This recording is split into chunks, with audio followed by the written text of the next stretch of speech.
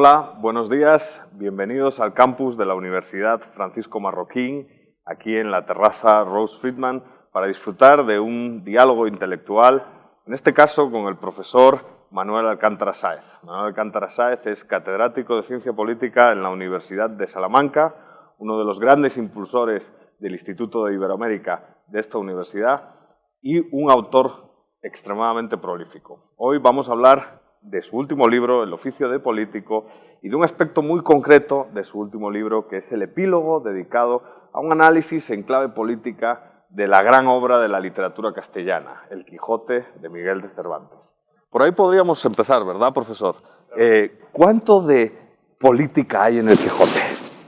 Bueno, lo primero que hay que señalar es que El Quijote es una obra, como bien sabemos todos, una obra universal de la literatura en castellano y una obra que sitúa, por razón de la propia autoría y la acción en un momento particularmente importante de la historia española, como es el siglo XVI y comienzos del siglo XVII.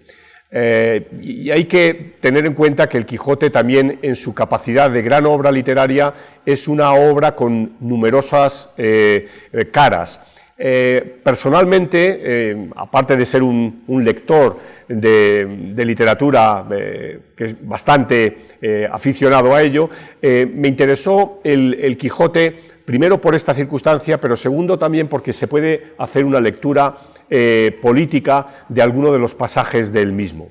En concreto hay dos ejes que me parecen, que se retroalimentan de alguna manera, pero que me parecen además sumamente interesantes, que son, en primer lugar, creo que para cualquier lector del Quijote lo tiene que recordar perfectamente, es todo lo relativo a la gobernación de Sancho Panza en la ínsula Barataria, ¿no? De alguna manera, Sancho Panza se convierte en un breve pasaje, pero en mi opinión fundamental, del Quijote, en un personaje político cuando accede a esta gobernación de la ínsula Barataria.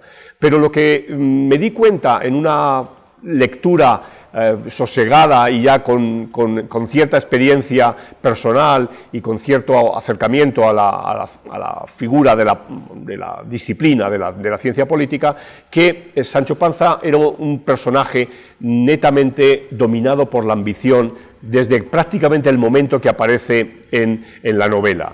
¿Por qué? Porque desde el principio Sancho Panza lo que le lleva a seguir a Don Quijote y a seguir todas las aventuras que van a transcurrir en el primer volumen es precisamente la de la ambición de ser gobernador de la ínsula, es decir, lo que le promete el Quijote para hacerle en un determinado momento gobernador de la isla. En ese sentido, Sancho es un personaje político, es el personaje, si se quiere, de un labriego miserable, modesto, sumamente humilde, de la Mancha, que ve en el acceso en una sociedad que comienza a tener cierta capacidad de movilización social, como es la sociedad española de finales del siglo XVI y principios del XVII, y que ve en la política, en este caso es una política digitalizada en el sentido de que es alguien que le va a nombrar gobernador, una posibilidad de ascenso social.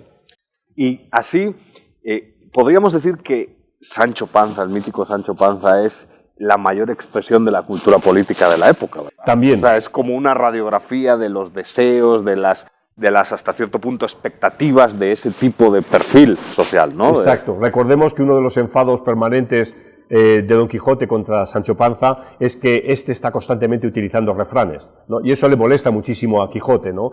Pero precisamente en el uso de estos refranes, algunos de los cuales son contradictorios, ¿no? Pero es el reflejo de una cultura política de la época.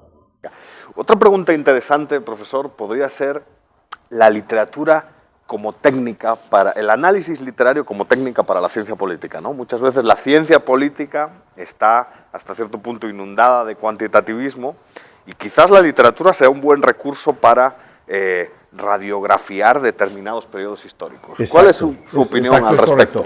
Pues mi opinión es muy clara. La gran literatura, es decir, la gran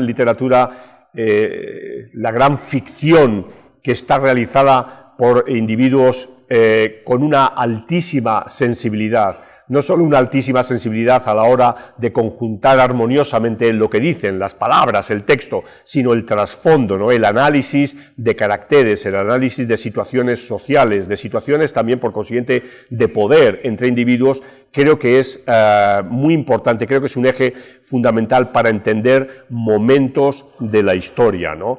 Que van desde, por recordar a grandes escritores, desde Tolstoy, para entender lo que viene a suponer la guerra en una etapa muy importante de la construcción del Estado ruso, a nuestro Benito Pérez Galdós, para entender el siglo XIX en España, a autores, si se quiere, más totalmente contemporáneos con nosotros, como es el caso de Vargas Llosa, y pensemos, por ejemplo, en la fiesta del chivo, ¿no? Para radiografiar perfectamente un sistema político como es el sistema político dominicano bajo la época de Trujillo, sin olvidarnos, por consiguiente, del recientemente fallecido García Márquez, que nos transmite y nos transcribe unos diagnósticos y, si se quiere, una vivisección del poder extremadamente fina.